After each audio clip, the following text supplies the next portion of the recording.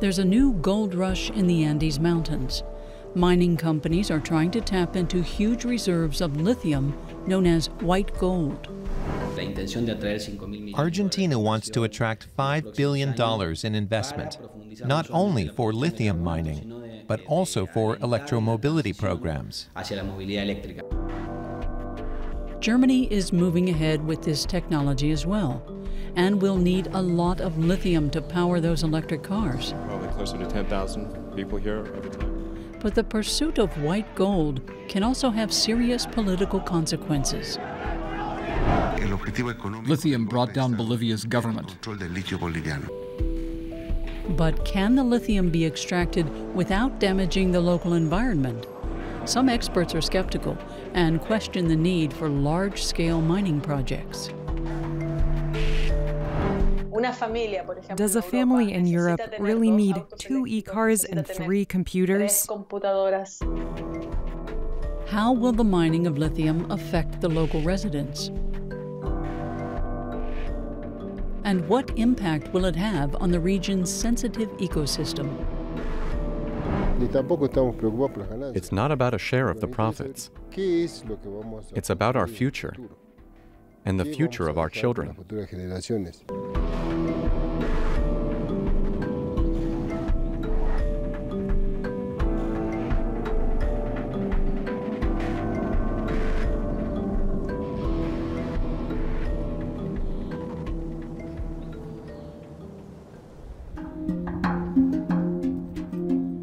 This is the large Salar De Uyuni salt flat near the crest of the Andes in southwestern Bolivia. Beneath its crust lies the world's single largest deposit of lithium.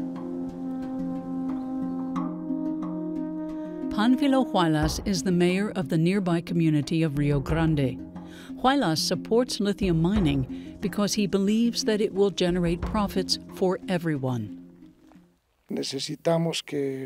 All of the communities near the salt flat and all of Bolivia will benefit from the extraction of lithium here.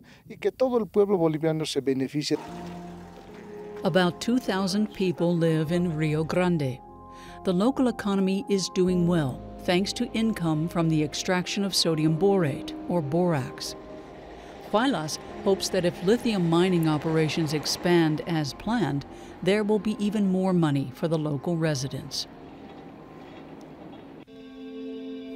There are huge deposits under the crust of the salt flats. A pilot plant for extracting the white gold has already been built. Bolivia's government wants to benefit from the increased demand for lithium as more and more Western countries develop electric vehicles. Bolivian officials want to do more than simply export lithium. They also plan to develop processing plants and battery production facilities, which will create lots of new jobs. Centuries ago, Bolivian silver was simply sent to Europe. Now we want to use this natural resource to improve our lives. In 2018, Evo Morales, Bolivia's president at the time, agreed to a joint venture with the German company ACI Systems Alemania. ACIAS promised to help a Bolivian state company extract the lithium. It would also build a processing plant and a factory for making lithium batteries. It seemed to be a win-win situation for both sides. ACIAS predicted a bright future. We will create 1,000 jobs directly and 10,000 indirect jobs, including those at the battery production facility. The German auto industry will need huge supplies of lithium as it makes the transition to battery-powered vehicles. So will car makers in other Western countries.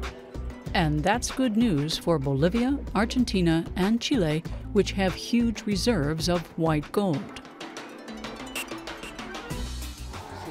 Mayor Huaylas supports the agreement in principle, but only if it benefits the local residents. The people are entitled to a share of the profits. because lithium extraction will have a huge impact on the people of Rio Grande. But there's more at stake here than just financial compensation. Local leaders also demand that they have a say in the development of these projects. Our logistics cooperative can help in the extraction of lithium. And we have the equipment that'll be needed for this project, including trucks.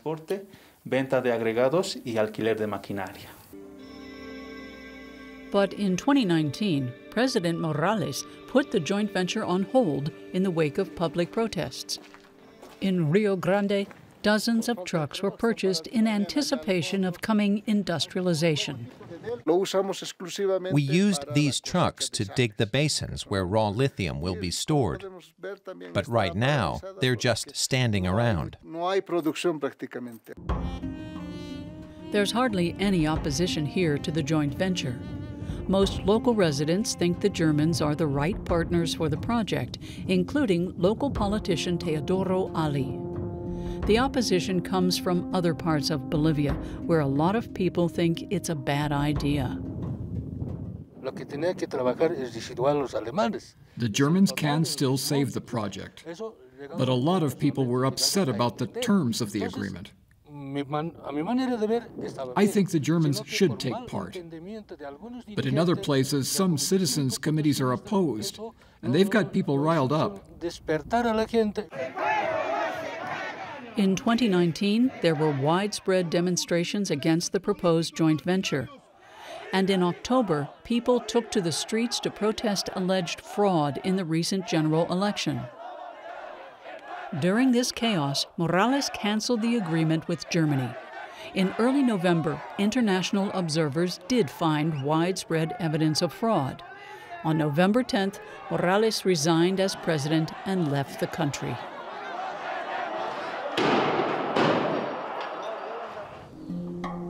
Since then, lithium mining in Bolivia has been suspended. Even those who live near the salt flats now have their doubts about the joint venture agreement. One of them is Luis Machaca, a member of a citizens' committee. The Germans wanted to extract our lithium with a 70-year contract. They wanted to be a good partner, but didn't have the financial resources or the technology. In Bolivia, lithium mining has become a serious political issue. It's still not clear whether a foreign company will be brought in to get the extraction project moving again. In any case, lithium mining consumes huge amounts of water. Mayor Huaylas is worried that the local wells may dry up. We need to find alternative ways to provide water for lithium production. If they just tap into our reservoir, we'll ruin our children's future. The mayor says that environmental concerns like this are important as Bolivia decides which foreign company will take part in the project. The Uyuni salt flats holds the world's largest reserve of lithium, which will be used in the batteries of the new generation of electric vehicles. Large deposits of lithium are also found in the neighboring countries of Chile and Argentina. This is the so-called lithium triangle, which is home to nearly 60% of the world's supply of white gold.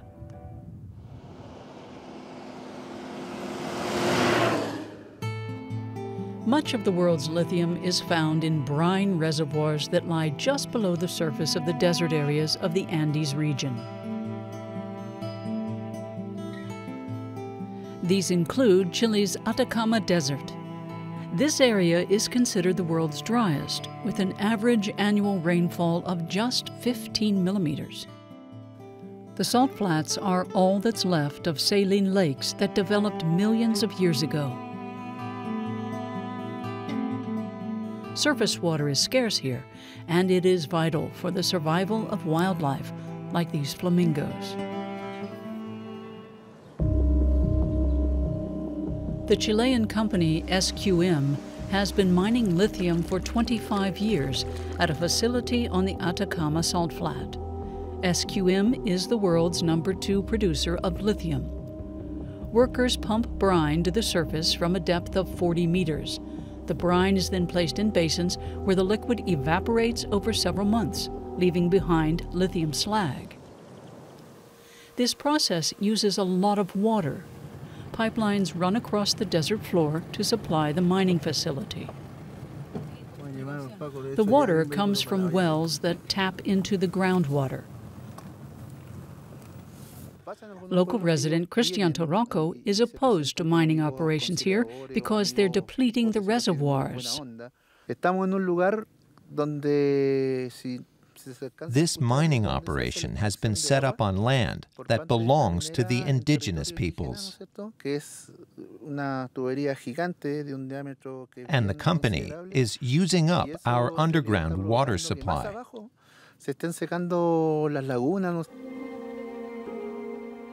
Torroco says that some rivers in this region are running low.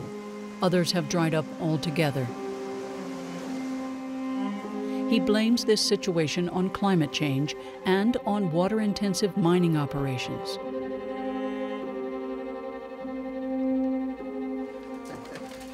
Torroco lives in the village of Tocanao, located on the edge of the salt flat. About 700 people live here. Cristian works as a surveyor and also farms a small plot of land, like his father and grandfather did. Cristian's father says that large-scale lithium mining is mostly responsible for the drop in the local water supply. A lot of people have moved away because there's not enough water. If you don't have water, you can't grow crops. So a lot of people have left. This situation has been confirmed by Cristina Dorador, a biologist who has studied the environmental impact of mining operations.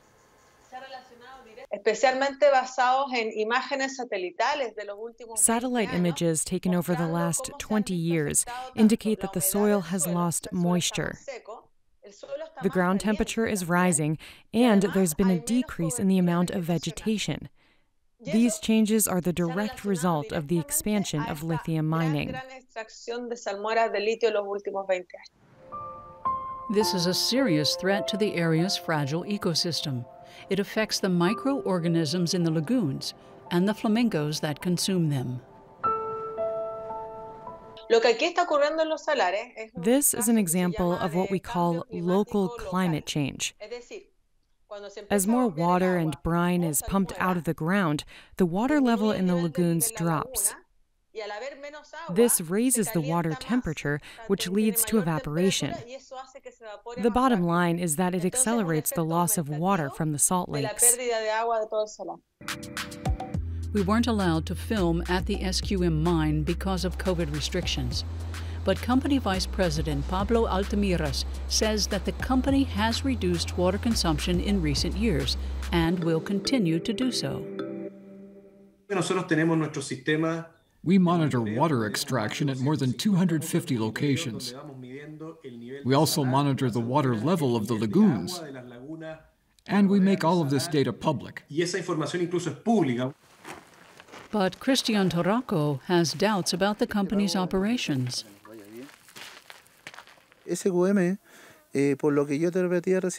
So far, SQM has not bothered to take the concerns of the local residents seriously. And we're upset about that. They take the lithium out of the ground and then sell it in Europe as a clean product. But as far as I'm concerned, that's a lie.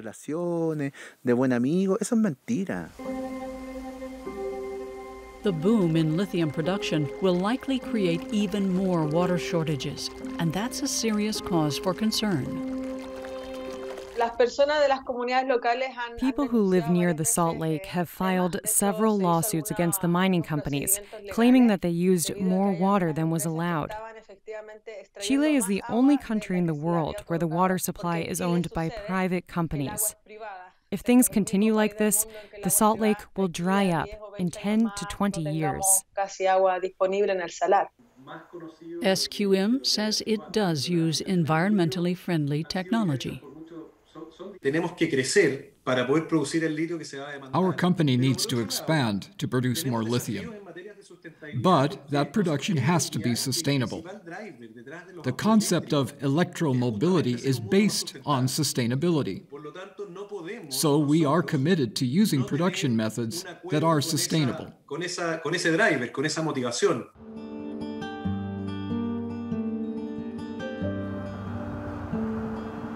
A few kilometers away, across the border in Argentina, an increase in lithium mining could also create water shortages.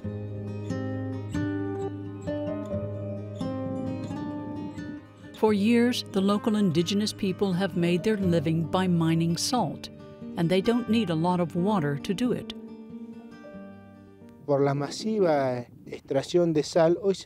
We extract the salt in a sustainable way. It's a resource that renews itself. Our salt lakes are one of Argentina's 7 wonders. They attract a lot of tourists, including foreigners. But tourism is down because of the pandemic. A few visitors are here today, posing for pictures in front of a striking natural landscape. But they can't fail to notice the protest signs put up by opponents of lithium mining. Lithium itself is not the problem. It's whether the water becomes contaminated. If they can deal with that, I think Argentina should produce lithium in a sustainable way. Most of those who make their living from tourism and mining salt believe that lithium production poses a real threat. I don't want them to start. It'll scare away all of the tourists. One of the leaders of the local anti-lithium protests is Clemente Flores. Like many people in Chile, he's concerned that the water supply may be running low. For me, the key is how much water the companies will use. They say one thing on their website, but that's usually less than the amount that they actually use.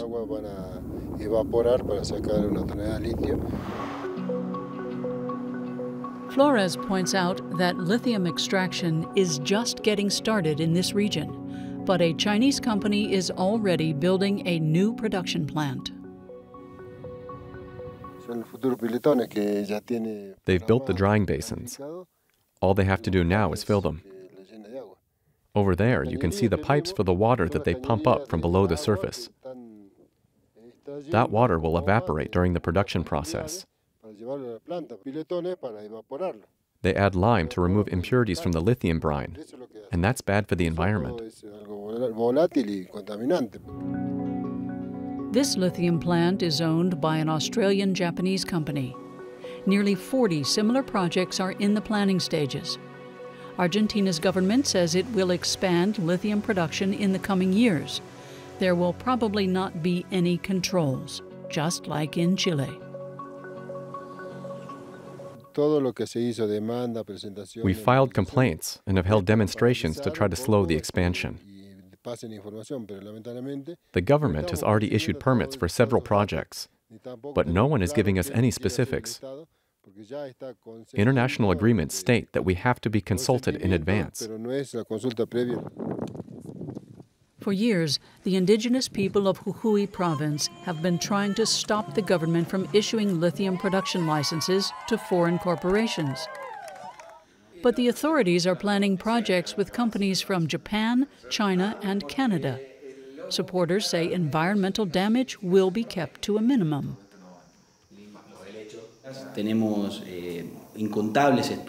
Numerous scientific studies have shown that lithium mining does not threaten the water supplies of small farmers. The Salt Lake has its own water system. When we pump brine there, It does not affect the freshwater reservoirs of the farming communities.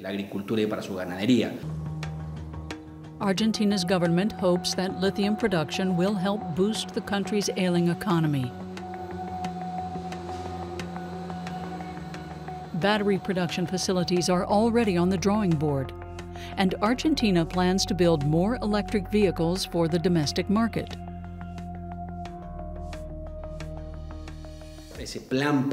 We're convinced that expanding lithium production will help us to successfully deal with the challenges of the future.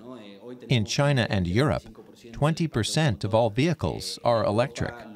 Argentina is way behind. BMW is already a player in Argentina's lithium market. The company predicts that 50% of all the cars it builds in 2030 will be electric, so they'll need a lot of lithium and have invested millions in Argentina. BMW says it will make sure that the lithium is mined responsibly. The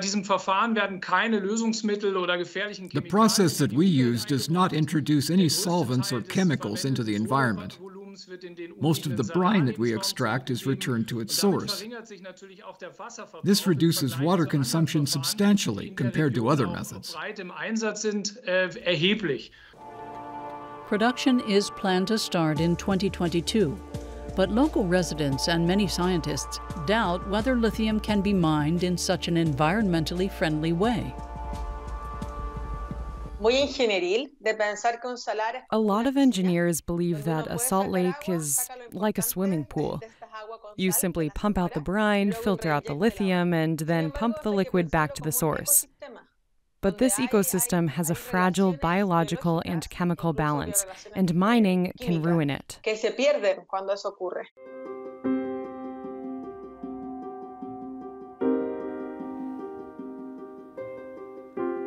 How will the boom in lithium production affect the local environment? One person who's quite concerned about the situation is 11-year-old Milagro Chavez. She's been compared to Swedish activist Greta Thunberg. We need to defend our salt lake. Lithium mining will cause problems. I'm worried about how it will affect salt production and water supplies for plants and animals. Our children have to get involved in conservation. Otherwise, our protests will achieve nothing. This region will soon belong to them. So far, Flores and his neighbors have been fighting a losing battle. A number of big companies will soon start mining lithium here. But the protests will continue. Flores has 7 children and 7 grandchildren. Over the next 50 years, they may decide to leave the country. Many Chileans already have. Flores often discusses this problem with his mother. The earth is like a mother to us. We have to respect her and protect her. She gives us life, and she also protects us. 4 generations of the Flores family live under one roof. They raise llamas and weave textiles from the wool.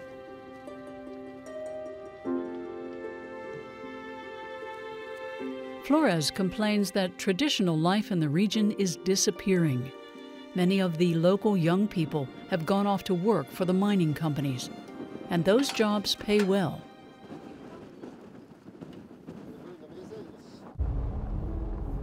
We return to Bolivia. The government says it plans to produce 40% of the global demand for lithium by 2030, and that's a pretty ambitious goal. But to do that, they'll need foreign partners. The final decision will be up to the ministers in the Bolivian capital, La Paz. Economist Gianni Romero helped to negotiate the original deal with German company ACI Systems.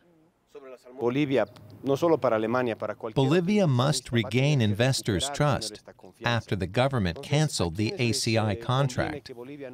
But some companies have benefited from that situation, and now they don't want the Germans to get back into the game. The competitors include Chinese and U.S. corporations. Tesla founder Elon Musk is also said to be interested in tapping into Bolivia's lithium reserves. The government has not yet made a final decision. After months of political chaos, Bolivians elected a new president in October 2020. Luis Arce is a former economics minister and was the preferred candidate of ex-president Evo Morales. Our government will represent the interests of all Bolivians, and we will restore unity in our country.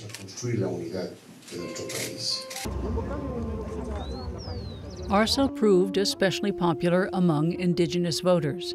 Now he will have to decide whether to negotiate a new lithium deal with ACIAS or find another international partner.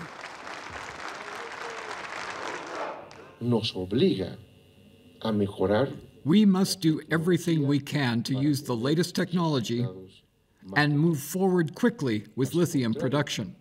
The previous contract with Germany would not have brought us the rapid industrial progress that we seek. Experts say a new deal will have to clearly define the roles of the participants and specify the distribution of royalties and profits.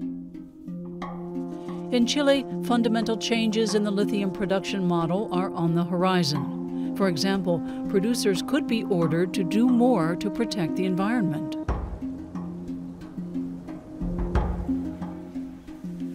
A broad-based group of Chilean citizens is now drafting a new constitution in the wake of massive protests that began in 2019. Biologist Cristina Dorador was among those elected to draft the new constitution. I demand that the salt lakes be preserved over the long term. If we continue to pursue short-term economic goals, we'll destroy them. The lithium boom may bring prosperity to the Andes region, but at what price? If we were to destroy our salt lakes because of lithium production, we'd certainly live to regret it. Still, many feel left out. I don't need lithium. I want to go on living like I do now. What effect will the push toward electromobility have on South America? In Germany, electromobility represents the development of clean vehicle technology and an end to the use of fossil fuels. But this transition cannot be made at the expense of fragile ecosystems, like our salt lakes.